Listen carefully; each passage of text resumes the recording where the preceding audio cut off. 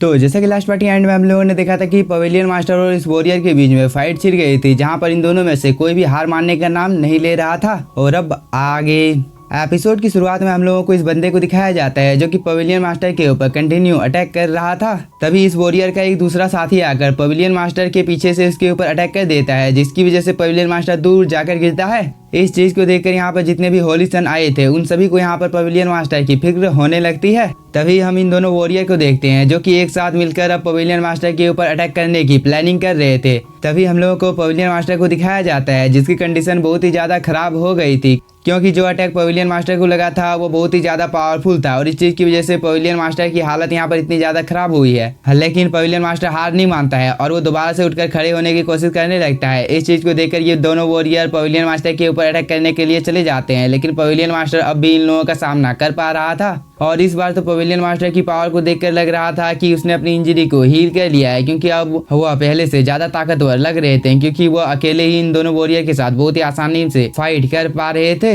लेकिन ये दोनों वॉरियर भी यहाँ पर हार मानने वालों में से नहीं थे, क्योंकि इन दोनों ने भी आपस में मिलकर एक साथ पवेलियन मास्टर के ऊपर अटैक करने के लिए जाने लगते हैं। इस चीज को देखकर पवेलियन मास्टर यहाँ पर अपनी एनर्जी को रिलीज करता है। इसके बाद वो इन दोनों के ऊपर अटैक कर देता है, जिसकी वजह से एक वॉरियर थोड़ी सी दूर चला जाता है और वो इस मौके का फायदा उठाकर एक अटैक क्रिएट कर लेता है और उससे पवेलियन मास्टर के ऊपर अटैक कर देता है। और साथ ही दूसरे वॉरियर ने भी एक बहुत ही ज्यादा पावरफुल अटैक क्रिएट करके पवेलियन मास्टर के ऊपर इससे हमला कर दिया था। इसके बाद ये दोनों अटैक बहुत ही तेजी के साथ पवेलियन मास्टर की ओर आने लगते हैं। इस चीज को देखकर पवेलियन मास्टर अपने आसपास में एक प्रोटेक्टिव बैरियर बना लेता है, लेकिन ये अटैक बहुत ही ज्यादा पावरफुल होता है, जिसकी वजह से अब पवेलियन मास्टर को भी इस अटैक को रोकने में प्रॉब्लम होने लगती है। इस चीज को दूर से चेंगसाओ भी देख रहा था और वो ओल्ड मैन डाजी को बोलता है, अब यहाँ पर तुम पवेलियन मास्टर की मदद करने के लिए जा सकते हो। इस पर ओल्ड मैन डाजी चेंगसाओ को बोलता है, लेकिन इस चीज से तो तुम्हें चेंगसाओ कोई भी फर्क पड़ना नहीं चाहिए। लेकिन चेंगसाओ बोलता है, मैंने बोला ना तुम यहाँ पर पवेलियन मास्टर की मदद करो, मतलब मदद करो। इस पर ओल्ड मैन डाजी को ना चाहते हुए भी पवेलियन मास्टर की मदद करने के लिए जाना पड़ता है और वो एक बहुत ही ज्यादा पावरफुल अटैक से इन दोनों वॉरियर के ऊपर अटैक कर देता है,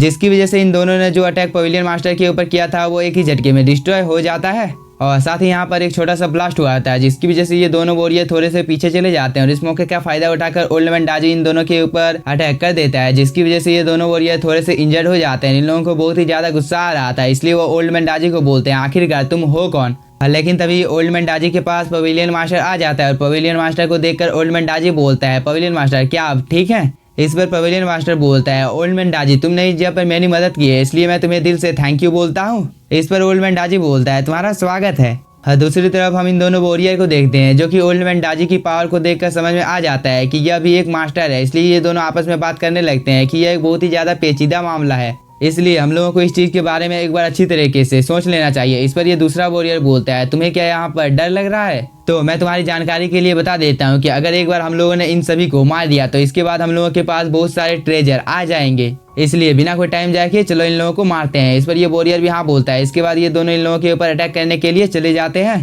तभी पवेलियन मास्टर भी इस फर्स्ट वाले वॉरियर के साथ फाइट करने लगता है, जहाँ पर पवेलियन मास्टर थोड़ा सा कमजोर पड़ते हुए दिखाई दे रहा था। लेकिन जैसे ही वो अपनी पूरी पावर के साथ में इस वॉरियर के साथ फाइट करने लगता है, तब अब इस वॉरियर को यहाँ पर थोड़ी सी प्रॉब्लम होने लगती है, क्योंकि पवेलियन मास्टर और इस फर्स्ट वाले वॉरियर की पावर बराबर होती है, जिसकी वजह से इन दोनों में से कोई भी इस फाइट को जीत नहीं पा रहा था।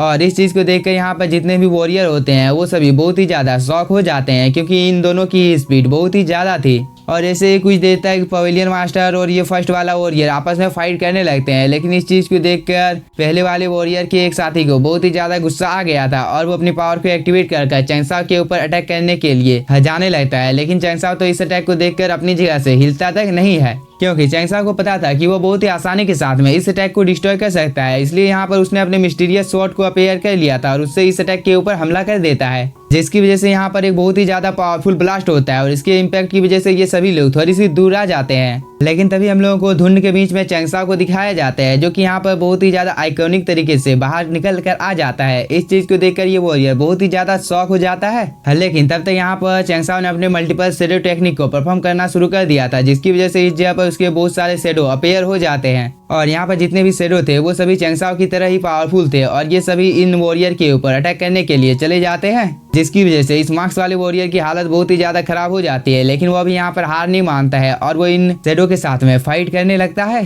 लेकिन यहाँ पर चंगसाओ के जितने भी शेडो थे उन लोगों की स्पीड और पावर बहुत ही ज्यादा थी, जिसकी वजह से ज्यादा देर तक ये वॉरियर इन लोगों के सामने टिक नहीं पाता है, क्योंकि चंगसाओ के एक शेडो ने इस वॉरियर को जान से मार दिया था। इस चीज को देखकर यहाँ पर जितने भी होली सन थे वो सभी बहुत ही ज्यादा शॉक हो जाते हैं, क्योंकि उन लोगों को लग रहा था कि चंगसाओ बहुत ही ज्यादा कमजोर है। लेकिन आज इन लोगों ने अपनी आंखों से चंगसाओ की रियल पावर को देख लिया है कि वह कितना ज्यादा पावरफुल है। लेकिन तभी चंगसाओ बोलता है, क्या तुम सभी ठीक हो? इस पर ये लड़की हाँ बोलती है। इस पर चंगसाओ बोलता है, अगली बार से तुम लोग अपना ख्याल खुद से रखना। तभी हम लोगों को इन मार्क्समैन को दिखाया जाता है, जो कि बहुत ही तेजी के साथ चंगसाओ के ऊपर अटैक करने के लिए आने लगते हैं। इस पर चंगसाओ अपने मिस्टीरियस स्वॉर्ड की पावर को एक्टिवेट कर लेता है और अपनी पूरी स्पीड के साथ में इन वॉरियर के साथ में फाइट करने के लिए चला जाता है। इसके बाद वह एक एक कर यहाँ पर बहुत सारे वॉरियर को मार देता है, क्योंकि चंगसाओ की स्पीड बहुत ही ज्यादा थी और चंगसाओ की स्पीड को यहाँ पर कोई भी वॉरियर मैच नहीं कर पा रहा था। इसलिए चंगसाओ बहुत ही आसानी के साथ में यहाँ पर जितने भी वॉरियर होते हैं उन सभी के काम को तमाम कर देता है, क्योंकि चंगसाओ ने शायद से इन सभी की बॉडी के ऊपर कोई सील लगा दिया था, क्योंकि जैसे ही वो चुटकी बजाता है इन सभी की बॉडी ब्लास्ट हो जाती है। और दूसरी तरफ हम ओल्ड मैन डाजी और इस वॉरियर को देखते हैं, जो कि अभी भी फाइट कर रहे थे, क्योंकि ये वॉरियर भी बहुत ही ज्यादा पावरफुल था। लेकिन उसे यहाँ पर यह समझ में आ गया था कि वो ओल्ड मैन डाजी को कभी भी हरा नहीं सकता है, क्योंकि ओल्ड मैन डाजी बहुत ही ज्यादा पावरफुल है। इसलिए वो अपनी जान को बचाकर इस जगह से भागने लगता है। लेकिन ओल्ड मैन डाजी तो इस वॉरियर का पीछा छोड़ने का नाम ही नहीं ले रहा था, इसलिए इस वॉरियर को ना चाहते हुए भी ओल्ड मैन डाजी के साथ में यहाँ पर फाइट करना पड़ता है। लेकिन ओल्ड मैन डाजी के सामने ज्यादा देर तक ये वॉरियर टिक नहीं पाता है, क्योंकि ओल्ड मैन डाजी ने एक बहुत ही ज्यादा पावरफुल अटैक से इस वॉरियर के ऊपर हमला कर दिया था, जिसकी वजह से ये वॉरियर बहुत ही ज्यादा इंजर्ड हो जाता है। लेकिन वो हार नहीं मानता है और वो अपने लीडर की फाइट को देखने लगता है, जो कि अभी भी पवेलियन मास्टर के साथ फाइट कर रहा था। और अभी भी पवेलियन मास्टर और इन दोनों वॉरियर में से कोई भी हार मानने का नाम नहीं ले रहा था। लेकिन तभी इस वॉरियर की नजर अपने साथी के ऊपर पड़ जाती है और वो बोलता है, आखिरकार तुम इस जगह पर क्या कर रहे हो? इस पर ये वॉरियर बोलता है, मेरे ऊपर जो अटैक हुआ था वो पॉइजनस था, जिसकी वजह से मेरी कंडीशन बहुत ही ज्यादा खराब हो गई है। इस बात को सुनकर इस वॉरियर को बहुत ही ज्यादा गुस्सा आ जाता है और वो पवेलियन मास्टर के ऊपर एक अटैक करके उसे दूर कर देता है। इसके बाद वो ओल्ड मैन डाजी को बोलता है, तुम्हारा ये अटैक पॉइजनस है। लेकिन तब तक ओल्ड मैन डाजी ने इस वॉरियर के ऊपर भी एक अटैक कर दिया था, जिसकी वजह से ये वॉरियर भी बहुत ही ज्यादा इंजर्ड हो जाता है और वो जमीन पर आकर गिर जाता है। इस चीज को देखकर ओल्ड मैन डाजी बोलता है, अब कुछ ही सेकंड में तुम्हारी बॉडी के जितने भी पार्ट हैं वो पैरालाइज हो जाएंगे, क्योंकि मैंने जिस पॉइजन का यूज किया है वो बहुत ही ज्यादा पावरफुल है। इस पर इस वॉरियर को बहुत ही ज्यादा गुस्सा आ जाता है और वो बोलता है, मैं तुम्हें जिंदा नहीं छोड़ूंगा। इसके बाद वो अपनी एनर्जी को रिलीज करने लगता है, जो कि बहुत ही ज्यादा होती है। इस चीज को देखकर ओल्ड मैन डाजी भी फाइट के लिए बिल्कुल तैयार हो जाता है।